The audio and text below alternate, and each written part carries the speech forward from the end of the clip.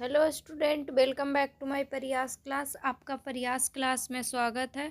हम लोग पढ़ रहे थे स्टूडेंट एडुटेरिया के द्वारा जो है बीपीएससी एईडीओ का प्रैक्टिस सेट निकाला गया है, उसी को जो है हम लोग डिस्कस कर रहे थे। और इसमें जो है हम लोग जनरल स्टडीज़ का जो है प्रैक्टिस सेट पढ़ रहे थे। तो इसमें जो है जनरल स्टडीज़ का जो है टोटल 8 सेट दिया हुआ है, जिसमें से जो है हम लोग 7 सेट पढ़ चुके हैं। तो वे स्टूडेंट जो नहीं पढ़े हैं वो पिछले वाले वीडियो में जाके पढ़ सकते हैं। आज हम लोग पढ़ेंगे प्रैक्टिस सेट नंबर 8। तो जो भी स्टूडेंट इस चैनल पे नए हैं, इस चैनल को जो है ज़रूर सब्सक्राइब कीजिएगा। और जिनका भी बीपीएससी एईडीओ का एग्ज़ाम है उनके लिए जो है ये प्रैक्टिस सेट का क्वेश्चन इम्पॉर्टेंट है, तो इस वीडियो को जो है पूरा देखिएगा। आज का जो है हम लोग का फर्स्ट क्वेश्चन है स्टूडेंट, निम्नलिखित कथनों पर विचार करें। तो फर्स्ट कथन दिया हुआ है, बांग्लादेश, चीन एवं पाकिस्तान से भारत के 5 राज्यों एवं केंद्र शासित प्रदेशों की सीमा लगती है। तो बांग्लादेश, चीन एवं पाकिस्तान से भारत के 5 राज्यों एवं केंद्र शासित प्रदेशों की सीमा लगती है। सेकंड ऑप्शन में दिया हुआ है, त्रिपुरा चारों ओर से बांग्लादेश से घिरा हुआ है। थर्ड ऑप्शन दिया हुआ है, भूटान और म्यांमार से भारत के 4 राज्य अपनी सीमा साझा करते हैं। तो उपयुक्त में से कौन सा कथन सही है? तो इसमें से जो है कौन सा कथन सही है उसको चूज करना है। तो फर्स्ट कथन दिया हुआ था, बांग्लादेश, चीन एवं पाकिस्तान से भारत के 5 राज्यों एवं केंद्र शासित प्रदेशों की सीमा लगती है, तो ये गलत है। सेकंड ऑप्शन में था, त्रिपुरा चारों तरफ से बांग्लादेश से घिरा हुआ है, तो ये भी गलत है। त्रिपुरा जो है 3 तरफ से बांग्लादेश से घिरा हुआ है। थर्ड ऑप्शन में था, भूटान और म्यांमार से भारत के 4 राज्य अपनी सीमा साझा करते हैं, तो ये सही है। तो कौन सा कथन जो है इसमें सही है? तो इसका आंसर हो जाएगा आपका ऑप्शन नंबर सी, केवल 3 जो है इसमें सही है। नेक्स्ट क्वेश्चन है क्वेश्चन नंबर 2, जब एक ही फसल लंबे चौड़े क्षेत्र में उगाई जाती है तो उस कृषि प्रणाली को कहा जाता है। तो जब एक ही फसल लंबे चौड़े क्षेत्र में उगाई जाती है तो उस कृषि प्रणाली को रोपण कृषि कहा जाता है। तो इसका आंसर हो जाएगा option number A. Question number 3, इस मृदा में ह्यूमस की मात्रा कम होती है और इस मृदा में कर्नाटक, केरल और तमिलनाडु में चाय और कॉफ़ी उगाई जाती है। यह विशेषता किस मिट्टी के संबंध में है? तो यह विशेषता जो है किस मिट्टी का है? तो यह विशेषता जो है लैटराइट मिट्टी का है। लैटराइट मिट्टी में जो है ह्यूमस की मात्रा कम होती है और इसमें चाय और कॉफ़ी उगाई जाती है। नेक्स्ट क्वेश्चन है क्वेश्चन नंबर 4, निम्न कथनों पर विचार करें। तो फर्स्ट कथन दिया हुआ है, विशाखापत्तनम एक भू अवध पतन है। सेकंड कथन दिया हुआ है, चेन्नई पतन एक प्राकृतिक पतन है। थर्ड ऑप्शन में दिया हुआ है, चेन्नई पतन का पोताश्रय सबसे गहरा है। उपयुक्त में से सत्य कथन का चयन करें। तो इसमें जो सही है उसको चूज करना है। तो फर्स्ट में दिया हुआ था, विशाखापत्तनम एक भू अवध पतन है, तो ये सही है। सेकंड ऑप्शन में था, चेन्नई पतन एक प्राकृतिक पतन है, तो नहीं, ये गलत है। चेन्नई पतन जो है एक कृत्रिम पतन है, ना कि प्राकृतिक पतन है। थर्ड ऑप्शन में दिया हुआ है, चेन्नई पतन का पोताश्रय सबसे गहरा है, तो नहीं, ये गलत है। तो इसमें से जो है सही पूछा था, तो इसका आंसर हो जाएगा आपका ऑप्शन नंबर ए, केवल 1 जो है इसमें सही है। चेन्नई पतन का पोताश्रय जो है सबसे गहरा नहीं है, पारादीप पतन का जो है पोताश्रय जो है सबसे गहरा है। नेक्स्ट क्वेश्चन है क्वेश्चन नंबर 5, बृहद ट्रंक मार्ग किसे कहा जाता है? तो बृहद ट्रंक मार्ग जो है किसे कहा जाता है? तो उत्तरी अटलांटिक समुद्री मार्ग को जो है बृहद ट्रंक मार्ग कहा जाता है। तो इसका आंसर हो जाएगा option number A. Next question है क्वेश्चन नंबर 6, परितंत्र को परिभाषित किया जा सकता है। तो परितंत्र को जो है जीवधारियों का आपसी संबंध एवं पर्यावरण के बीच का संबंध जिसमें वे रहते हैं उसे क्या कहते हैं? तो उसे परितंत्र कहते हैं। तो इसका आंसर हो जाएगा ऑप्शन नंबर बी। क्वेश्चन है क्वेश्चन नंबर 7, नदियों का उत्तर से दक्षिण की ओर सही क्रम कौन सा है? नदी का उत्तर से दक्षिण की ओर क्रम पूछा है, तो सबसे उत्तर में जो है कौन सा नदी है, तो सबसे उत्तर में चेनाब नदी है। और सबसे दक्षिण में कौन नदी है, तो सबसे दक्षिण में कावेरी नदी है। तो इसमें हो जाएगा चिनाब, रावी, नर्मदा, तापी, कावेरी। तो इसका आंसर हो जाएगा option number C. Next question है क्वेश्चन नंबर 8। निम्न में से कौन सा कथन सत्य है, तो कौन सा कथन जो है इसमें सही है। तो फर्स्ट कथन दिया हुआ है महासागरों की औसत लवणता 31% ग्राम है। तो ये गलत दिया हुआ है। महासागर की औसत लवणता जो है कितना है, तो महासागर का औसत लवणता 35% है।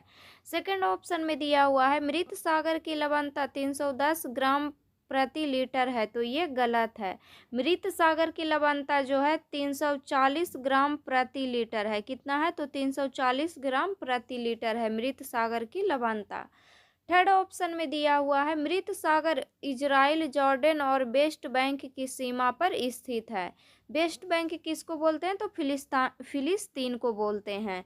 तो मृत सागर जो है इजराइल, जॉर्डन और वेस्ट बैंक की सीमा पर स्थित है। तो ये सही है। तो इसमें पूछा था कौन सा कथन सही है, तो इसका आंसर हो जाएगा ऑप्शन नंबर सी। क्वेश्चन है क्वेश्चन नंबर 9। निम्नलिखित सूचियों का सही मिलान कीजिए। तो इसको जो है मिलान करना है, तो एक तरफ मसाला का नाम दिया हुआ है और एक तरफ जो है शीर्ष उत्पादक राज्य का नाम दिया हुआ है। तो कौन सा मसाला जो है कौन से राज्य में होता है, तो इसको मिलान करना है। तो फर्स्ट में दिया हुआ है केसर। केसर का जो है शीर्ष उत्पादक राज्य कौन है, तो केसर जो है सबसे ज़्यादा उत्पादक कहाँ होता है, तो ये जम्मू कश्मीर में होता है। सेकंड में दिया हुआ है काली मिर्च। काली मिर्च जो है इसका शीर्ष उत्पादक राज्य है केरल। नेक्स्ट दिया हुआ है हल्दी। हल्दी का जो है शीर्ष उत्पादक राज्य है महाराष्ट्र। नेक्स्ट है जीरा। जीरा का जो है शीर्ष उत्पादक राज्य है राजस्थान। तो इसका आंसर हो जाएगा ऑप्शन नंबर बी। ए का 4, सेकंड का ए का 4, बी का 3, थर्ड का 2 और फोर्थ का 1। नेक्स्ट क्वेश्चन है क्वेश्चन नंबर 10। भू अस्थायी उपग्रह के संबंध में कौन सा कथन सही नहीं है। तो जियो स्टेशनरी सैटेलाइट के संबंध में कथन दिया हुआ है और कौन सा कथन जो है सही नहीं है, इसको चूज करना है। तो फर्स्ट ऑप्शन में दिया हुआ है यह पश्चिम से पूरब की ओर पृथ्वी की परिक्रमा करता है। तो ये सही है। सेकंड ऑप्शन में दिया हुआ है इसका परिक्रमण काल पृथ्वी के परिक्रमण काल के बराबर होता है। तो ये भी सही है कि इसका जो परिक्रमण काल होता है पृथ्वी के परिक्रमण काल के बराबर होता है। थर्ड ऑप्शन में दिया हुआ है इसका कक्षीय वेग 8 किलोमीटर प्रति सेकंड होता है। तो ये गलत है। इसका कक्षीय वेग कितना होता है, तो इसका कक्षीय वेग होता है 3.1 किलोमीटर प्रति सेकंड होता है इसका कक्षीय वेग।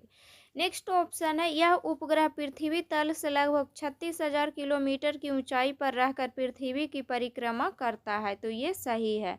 इसमें पूछा था कौन सा कथन सही नहीं है, तो इसका आंसर हो जाएगा ऑप्शन नंबर सी।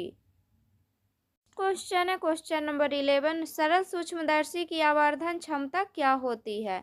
तो सरल सूक्ष्मदर्शी का आवर्धन क्षमता होता है m बराबर 1 प्लस d/f।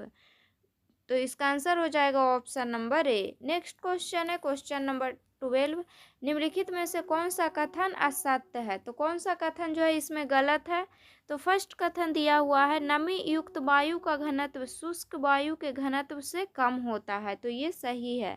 नमी युक्त वायु का जो घनत्व होता है शुष्क वायु के घनत्व से कम होता है। सेकंड ऑप्शन दिया हुआ है शुष्क वायु की अपेक्षा नमी युक्त वायु में ध्वनि की चाल अधिक होती है। तो ये भी सही है।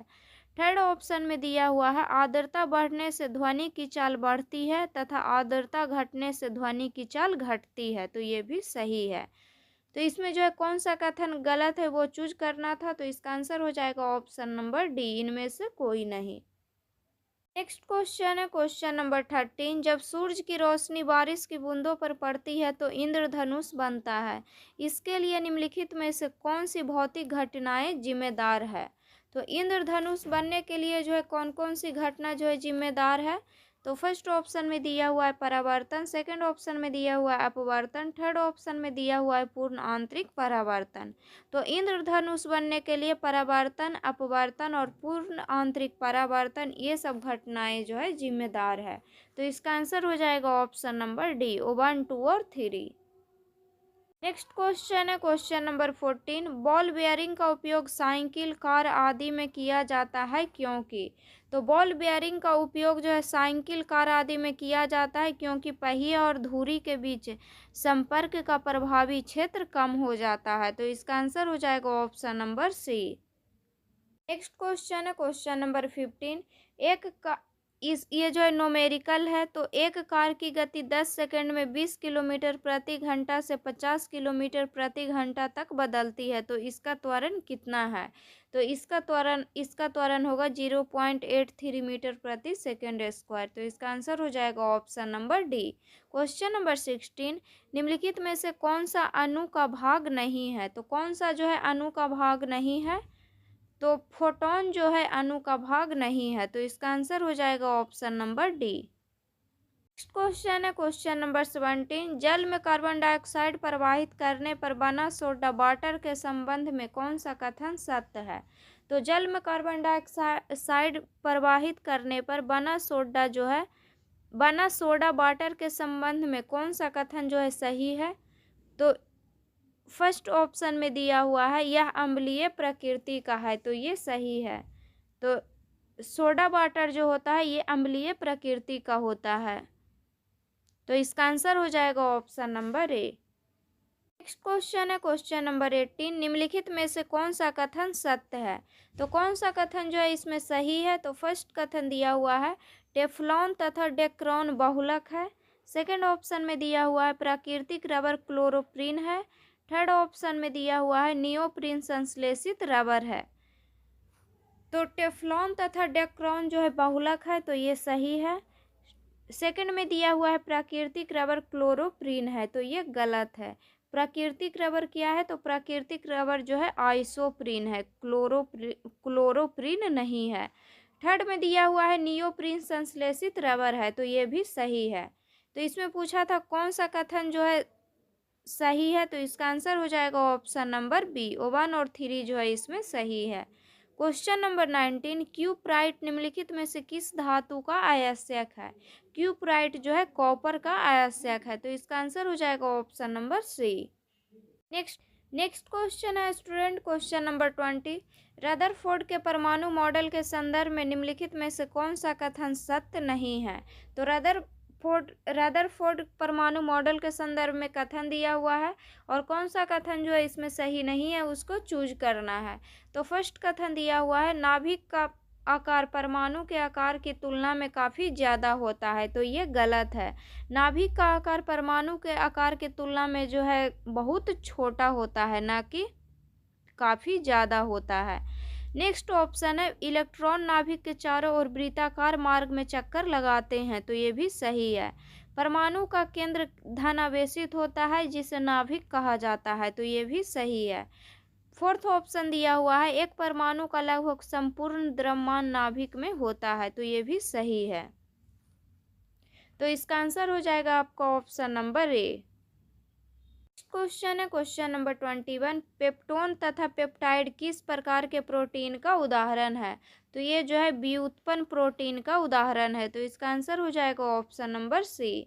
नेक्स्ट क्वेश्चन है क्वेश्चन नंबर 22। अस्थि मज्जा में पाई जाने वाली कौन सी कोशिका शरीर के लिए मरम्मत प्रणाली के रूप में कार्य करती है।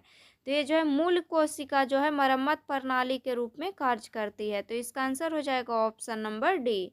नेक्स्ट क्वेश्चन है क्वेश्चन नंबर 23। कोशिका झिल्ली की सुरक्षा और लाल रक्त कोशिकाओं के निर्माण के लिए एक प्रमुख आवश्यक लिपोफिलिक विटामिन कौन सा है। तो लिपोफिलिक किसको बोलते हैं, जो वसा में घुलनशील होता है। तो वो विटामिन कौन सा है। तो वो विटामिन है विटामिन ई। और विटामिन ई का जो है रासायनिक नाम क्या है। तो विटामिन ई का रासायनिक नाम है टोकोफेरॉल। और विटामिन ए का रासायनिक नाम क्या है। तो विटामिन ए का रासायनिक नाम है रेटिनॉल। विटामिन डी का रासायनिक नाम क्या है। तो विटामिन डी का रासायनिक नाम है कैल्सीफेरॉल। और विटामिन के का रासायनिक नाम है फाइलोक्यूबेनोन। क्वेश्चन है क्वेश्चन नंबर 24। निम्नलिखित में से कौन सा कारक इबोला रोग का कारण बनता है? तो इबोला रोग का कारण जो है कौन बनता है? तो वायरस बनता है। तो इसका आंसर हो जाएगा option number C. Next question है क्वेश्चन नंबर 25। निम्नलिखित में से कौन अपुष्पी है? तो कौन जो है अपुष्पी है? तो टेरिडोफाइटा जो है अपुष्पी है। तो इसका आंसर हो जाएगा option number C. Next question है क्वेश्चन नंबर 26। एक स्थलीय पारिस्थितिकी तंत्र में हरे पौधे अपनी पत्तियों पर पड़ने वाले सूरज के प्रकाश की ऊर्जा का लगभग कितना प्रतिशत उपयोग कर इसे खाद्य ऊर्जा में परिवर्तित करता है? तो इसे जो है 1% जो है 1% उपयोग कर इसे खाद्य ऊर्जा में परिवर्तित करता है। तो इसका आंसर हो जाएगा option number A. Next question है क्वेश्चन नंबर 27। पुष्प का कौन सा भाग स्त्री केसर के शीर्ष पर चिपचिपी सतह है जो पराग को फंसाकर रखता है? तो कौन सा भाग है? तो यह है वर्तिकाग्र। तो इसका आंसर हो जाएगा ऑप्शन नंबर बी। वर्तिकाग्र जो है स्त्री केसर के शीर्ष पर चिपचिपी सतह है जो पराग को फंसाकर रखता है। क्वेश्चन है क्वेश्चन नंबर 28। जोड़ों के बीच मौजूद द्रव्य जो जोड़ों को गति को आसान बनाता है क्या कहलाता है? तो ये जो है क्या कहलाता है? तो ये कहलाता है सिनोबियल। तो इसका आंसर हो जाएगा ऑप्शन नंबर डी। क्वेश्चन है क्वेश्चन नंबर 29। इनमें से कौन गैसों में डिफ्यूजन दिखाता है? तो कौन इनमें से जो कौन कौन जो है गैसों में डिफ्यूजन दिखाता है? तो कमरे में परफ्यूम फैलाना, ये जो है गैसों में डिफ्यूजन दिखाता है। तो इसका आंसर हो जाएगा option number A. Next question है क्वेश्चन नंबर 30। ऑर्गेनेल को जो है उसके काम से मिलाएं। तो ऑर्गेनेल को जो है उसके काम से मिलाना है। तो फर्स्ट में दिया हुआ है माइटोकॉन्ड्रिया। तो माइटोकॉन्ड्रिया का जो है क्या नाम है? तो क्या काम है? तो इसका जो है इसको कहते हैं सेल का पावर हाउस। नेक्स्ट है राइबोसोम। राइबोसोम जो है क्या करता है? तो राइबोसोम जो है प्रोटीन सिंथेसिस करता है। नेक्स्ट है न्यूक्लियस। न्यूक्लियस क्या करता है? तो सेल का कंट्रोल सेंटर है ये। तो इसका आंसर हो जाएगा ऑप्शन नंबर ए। फर्स्ट का 3, सेकंड का 1, थर्ड का 2। नेक्स्ट क्वेश्चन है क्वेश्चन नंबर 31। सौदरानंद किसकी रचना है? तो सौदरानंद जो है अश्वघोष की रचना है। तो इसका आंसर हो जाएगा ऑप्शन नंबर ए। और अश्वघोष कौन थे? तो अश्वघोष जो है कुषाण शासक कनिष्क के राज कवि थे। Question number 32। निम्नलिखित में से किसने प्रसिद्ध कुतुब मीनार के निर्माण में योगदान नहीं दिया था? तो कुतुब मीनार के निर्माण में जो है कौन जो है योगदान नहीं दिया था? तो फर्स्ट ऑप्शन में दिया हुआ है कुतुबुद्दीन ऐबक, सेकंड में दिया हुआ है इल्तुतमिश, थर्ड में दिया हुआ है फिरोज शाह तुगलक और फोर्थ ऑप्शन में दिया हुआ है गयासुद्दीन तुगलक। तो गयासुद्दीन तुगलक जो है कुतुब मीनार के निर्माण में जो है योगदान नहीं दिया था। तो इसका आंसर हो जाएगा option number D. Qutub Minar का निर्माण जो है गुलाम वंश के संस्थापक कुतुबुद्दीन ऐबक ने प्रारंभ किया था। तो कुतुब मीनार का निर्माण जो है कौन प्रारंभ किया था? तो कुतुबुद्दीन ऐबक ने जो है प्रारंभ किया था। और उसके बाद जो है फिरोज शाह तुगलक के शासनकाल में टूटी हुई मंजिल को ठीक किया गया। कुतुबुद्दीन ऐबक ने जो है इसके निर्माण को शुरू किया था और इसका निर्माण कार्य को पूरा कौन करवाया था? तो इल्तुतमिश करवाया था। और फिरोज शाह तुगलक ने जो है टूटी हुई मंजिल को जो है इसका ठीक कराया था। नेक्स्ट क्वेश्चन है क्वेश्चन नंबर 33। विश्व का पहला गणतंत्र वैशाली किसके द्वारा स्थापित किया गया? तो ये जो है स्थापित किया गया था लिच्छवी के द्वारा।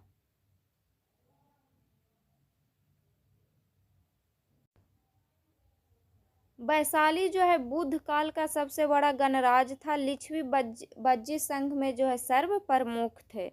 नेक्स्ट क्वेश्चन है क्वेश्चन नंबर 34। सिख धर्म के पवित्र ग्रंथ आदि ग्रंथ का संकलन कब किया गया था? तो आदि ग्रंथ का संकलन जो है 1604 ईस्वी में किया गया था। तो इसका आंसर हो जाएगा option number D. Next question है क्वेश्चन नंबर 35। प्रथम जैन सभा का आयोजन किस स्थान पर किया गया? तो प्रथम जैन सभा का आयोजन किया गया था पाटलिपुत्र में। कहाँ किया गया था? पाटलिपुत्र में किया गया था। और प्रथम जैन सभा का आयोजन जो है कब किया गया था? तो प्रथम जैन सभा का आयोजन जो है 310 ईसा पूर्व जो है 310 ईसा पूर्व जो है पाटलिपुत्र में किया गया था। और इसकी अध्यक्षता कौन किए थे? तो इसकी अध्यक्षता किए थे स्थूलभद्र। और दूसरा दूसरा जैन सभा का आयोजन जो है कहाँ हुआ था? तो दूसरा जैन सभा का आयोजन हुआ था बल्लभी, गुजरात में। और कब हुआ था? तो इसका इसका जो है आयोजन हुआ था 512 ईस्वी में। कब हुआ था? 512 ईस्वी में हुआ था। और इसके अध्यक्ष कौन थे? तो इसके अध्यक्ष थे देवाधीर्मा श्रवण। नेक्स्ट क्वेश्चन है क्वेश्चन नंबर 36। अष्ट प्रधानमंत्री परिषद किस शासक के शासनकाल से संबंधित थी? तो ये जो है शिवाजी के शासनकाल से जो है संबंधित था। तो इसका आंसर हो जाएगा option number C. Question number 37। मौर्यकालीन अभिलेख बिहार के किस स्थान से प्राप्त हुए हैं? तो मौर्यकालीन अभिलेख जो है बिहार के लौरिया नंदनगढ़ से, लौरिया अरेराज से और रामपुरवा से, ये सभी से जो है प्राप्त हुए हैं। तो इसका आंसर हो जाएगा ऑप्शन नंबर डी, उपयुक्त सभी। क्वेश्चन है क्वेश्चन नंबर 38। भारतीय स्वतंत्रता संग्राम से संबंधित निम्नलिखित घटनाओं में सबसे पहले घटी? तो भारतीय स्वतंत्रता संग्राम से संबंधित निम्नलिखित घटनाओं में से सबसे पहले जो है कौन सा घटना घटा है? तो फर्स्ट ऑप्शन में दिया हुआ है गांधी इरविन समझौता। तो गांधी इरविन समझौता कब हुआ है? तो ये हुआ है 5 मार्च 1931 को। कब हुआ है? ये हुआ है 5 मार्च 1931 को। सेकंड में दिया हुआ है पूना समझौता। पूना समझौता हुआ था 24 सितंबर 1932 को। पूना समझौता हुआ था 24 सितंबर 1932 को। थर्ड ऑप्शन में दिया हुआ है भगत सिंह को फांसी। तो भगत सिंह का जो है फांसी दिया गया है 23 मार्च 1931 को दिया गया है। फोर्थ ऑप्शन में दिया हुआ है भारतीय राष्ट्रीय कांग्रेस का कराची अधिवेशन। तो भारतीय राष्ट्रीय कांग्रेस का कराची अधिवेशन हुआ है 26 से लेकर के 31 मार्च 1931 तक। कब हुआ है? तो 26 से लेकर के 31 मार्च 1931 तक जो है कराची अधिवेशन हुआ है। तो सबसे पहले जो है इसमें गांधी इरविन समझौता हुआ था। तो इसका आंसर हो जाएगा option number A. Gandhi Irwin समझौता कब हुआ था? तो ये हुआ था 5 मार्च 1931 को। पूना समझौता कब हुआ था? तो ये हुआ था 24 सितंबर 1932 को। भगत सिंह की फांसी कब हुई थी? तो भगत सिंह की फांसी हुआ था 23 मार्च 1931 को। और भारतीय राष्ट्रीय कांग्रेस का कराची अधिवेशन कब हुआ था? तो ये हुआ था 26 से 31 मार्च 1931 को। Question number 39। Indian war of independence 1857 के लेखक कौन है? तो इसके लेखक है बी.डी. सावरकर। तो इसका आंसर हो जाएगा option number C. Next question है क्वेश्चन नंबर 40। निम्नलिखित में से किस अधिनियम द्वारा पहली बार गवर्नर जनरल की परिषद के विधायी एवं प्रशासनिक कार्यों को अलग कर दिया गया? तो ये जो है अलग कर दिया गया था 1853 ईस्वी का चार्टर अधिनियम के द्वारा। तो इसका आंसर हो जाएगा option number A. Next question है क्वेश्चन नंबर 41। निम्नलिखित में से भारत का प्रथम वायसराय कौन था? तो भारत का प्रथम वायसराय है लॉर्ड कैनिंग था। तो इसका आंसर हो जाएगा option number D. Question number 42। वह कर था जिसके तहत किसान स्वयं भूमि का मालिक होता था और सरकार को भू राजस्व के भुगतान के लिए जिम्मेदार माना जाता था। तो वह जो है कौन सा प्रथा था? तो यह जो है रैयतवाड़ी प्रथा था। तो इसका आंसर हो जाएगा option number B. Question number 43। 1921 का मोपला विद्रोह कहाँ हुआ था? तो 1921 का मोपला विद्रोह जो है केरल में हुआ था। और कब हुआ था? तो ये हुआ था 1921 ईस्वी में। और यह जो है केरल के मालाबार क्षेत्र में जो है मोपला विद्रोह हुआ था। क्वेश्चन है क्वेश्चन नंबर 44। वुड डिस्पैच के बारे में निम्नलिखित में से कौन सा कथन सत्य है? तो वुड डिस्पैच के बारे में कथन दिया हुआ है और इसमें जो है कौन सा सही है उसको चूज करना है। तो फर्स्ट कथन दिया हुआ है सहायता अनुदान व्यवस्था शुरू की गई। तो ये सही है। सेकंड ऑप्शन में दिया हुआ है विश्वविद्यालय की स्थापना की सिफारिश की गई। तो वुड डिस्पैच में जो है विश्वविद्यालय की स्थापना की सिफारिश भी किया गया था। तो ये भी सही है। थर्ड ऑप्शन में दिया हुआ है शिक्षा के सभी स्तरों पर अंग्रेजी को शिक्षा माध्यम के रूप में सिफारिश की गई। तो ये गलत है। तो कौन सा कथन जो है इसमें सही है? तो इसका आंसर हो जाएगा आपका ऑप्शन नंबर ए, केवल 1 और 2। क्वेश्चन है क्वेश्चन नंबर 45। हंटर कमीशन की रिपोर्ट को किसने पन्ने दर पन्ने निर्लज सरकार लीपापोती की संज्ञा दी थी? तो ये जो है कौन दिए थे? तो ये दिए थे महात्मा गांधी। तो इसका आंसर हो जाएगा ऑप्शन नंबर ए। तो आज के वीडियो में जो है हम लोग इतना ही क्वेश्चन पढ़ेंगे स्टूडेंट। नेक्स्ट वीडियो में जो है हम लोग और क्वेश्चन बचा हुआ है उसको जो है हम लोग पढ़ेंगे। तो अगर वीडियो अच्छा लगे तो वीडियो को लाइक कीजिएगा और चैनल को सब्सक्राइब कीजिएगा, और जो भी स्टूडेंट इस चैनल पे नए हैं इस चैनल को जो है ज़रूर सब्सक्राइब कीजिएगा। और जिनका भी अभी बीपीएससी एईडीओ का एग्ज़ाम है उनके लिए जो है ये क्वेश्चन इम्पॉर्टेंट है, तो इसको जितना हो सके उतना आप रिवीजन कीजिएगा।